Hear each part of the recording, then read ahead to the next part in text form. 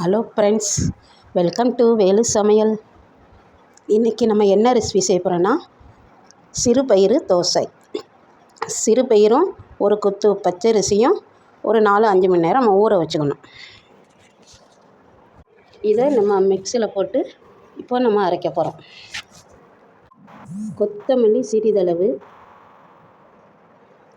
ஒரு பச்சை மிளகா, இஞ்சி ஒரு துண்டு, தேவையான உப்பு. பச்சரிசி ஒரு குத்து ஏன் போடுறோன்னா நமக்கு கொஞ்சம் பிறுபிறுப்பு தன்மை அந்த தோசையில் இருக்கும். மாவு நம்ம அரைச்சிட்டு வந்தாச்சு. அரைச்சதை மட்டும் நம்ம அலசி அது தண்ணியை நம்ம அப்போ ஊற்றிக்கலாம். தோசைக்கு நம்ம கார சட்னி அரைக்க போகிறோம். வத்தை ஒரு 4 வத்தல் போட்டிருக்கேன். புளி சிறிதளவு, வெள்ளைப்பூடு 2, உப்பு சிறிதளவு. இது முதல்ல லேசாக திரிச்சிட்டு வந்துட்டோம். பொடி வெங்காயம் ஒரு 10-15 வெங்காயம் போட்டு இதை அரைச்சிடும்.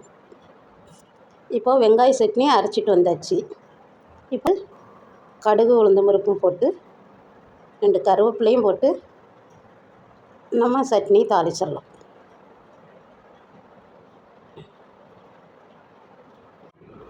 சட்னியை தாளிச்சாச்சு. பயிர் தோசை சுடுறோம்.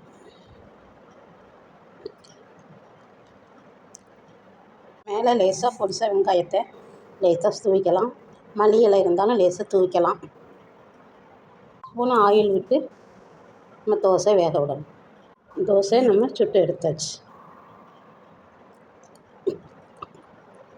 பயிர் தோசை இப்போ நமக்கு ரெடி ஆயிடுச்சு. கார சட்னி அதுக்கு சூட்டாக இருக்கும். பயிர் தோசை நம்ம உடம்புக்கும் நல்லது.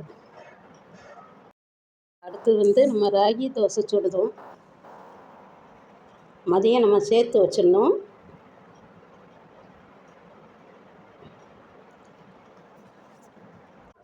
ராகி நான் 1 கிலோ வாங்கி மொத்தமாக களைஞ்சி காய வச்சு ரைஸ் மேலே நான் திரித்து வச்சுக்கிடுவேன்.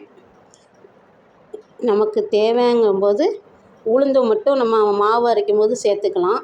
இல்லைன்னா நம்ம மிக்சியில் கொஞ்சம் போல் உளுந்தை போட்டு அரைச்சி நமக்கு மதியத்துக்கு சேர்த்து வச்ச ஈவினிங்கு நமக்கு தோசை மாவு ரெடி ஆயிரும்.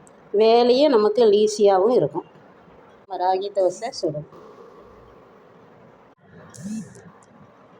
தோசைக்கு ஒரு 2 கரண்டி எண்ணெய் ஊற்றிக்கோங்க. மாற்றி போட்டாச்சு தோசையை. ராகி தோசையும் நமக்கு ரெடியாச்சு. ராகி தோசையும் நமக்கு கார சட்னிக்கும் ரொம்ப சூட்டாக இருக்கும். உடம்புக்கும் நல்லது. இந்த ரெசிபி உங்களுக்கு பிடிச்சிருக்குன்னு நினைக்கிறேன். நீங்களும் செய்து பாருங்கள். தேங்க்யூ.